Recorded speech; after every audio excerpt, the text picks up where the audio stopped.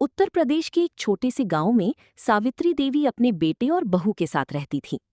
उनकी बहू नेहा पढ़ी लिखी और समझदार लड़की थी, लेकिन सावित्री देवी उसे कभी पसंद नहीं करती थी।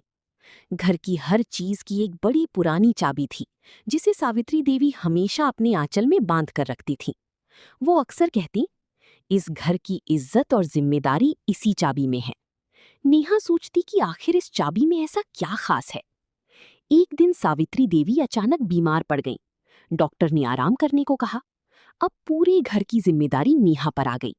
नेहा सुबह जल्दी उठती, खाना बनाती, दवा देती और खेतों का हिसाब भी संभालती। लेकिन सावित्री देवी फिर भी उससे खुश नहीं थी। एक रात तेज बारिश हो रही थी। तभी घर के पीछे वाले कमरे से पानी अंदर आने लगा। नेहा दौड़कर सामान बचाने लगी। तभी उसे याद आया कि उस कमरे की चाबी तो सासू माँ के पास है। वो उनके कमरे में गईं। सावित्री देवी गहरी नींद में थी। नेहा ने धीरे से आंचल से चाबी निकाली और कमरा खोल दिया। कमरे के अंदर पुराने कागज, गहने और कुछ तस्वीरें रखी थीं। सामान बचाती बचाती नेहा की नजर एक पुरानी डायरी पर पड़ी। डायरी में लिखा था, जिस दिन मेरी बहू इस घर को अपना समझकर संभाल लेगी, उसी दिन मैं ये चाबी उसे दे दूंगी। नेहा की आंखों में आंसू आ गए।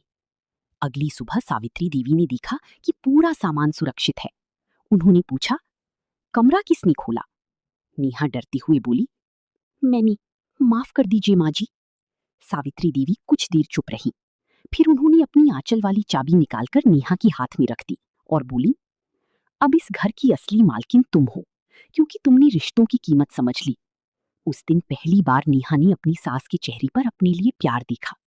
सीख, रिश्ते अधिकार से नहीं, विश्वास और जिम्मेदारी से बनती हैं।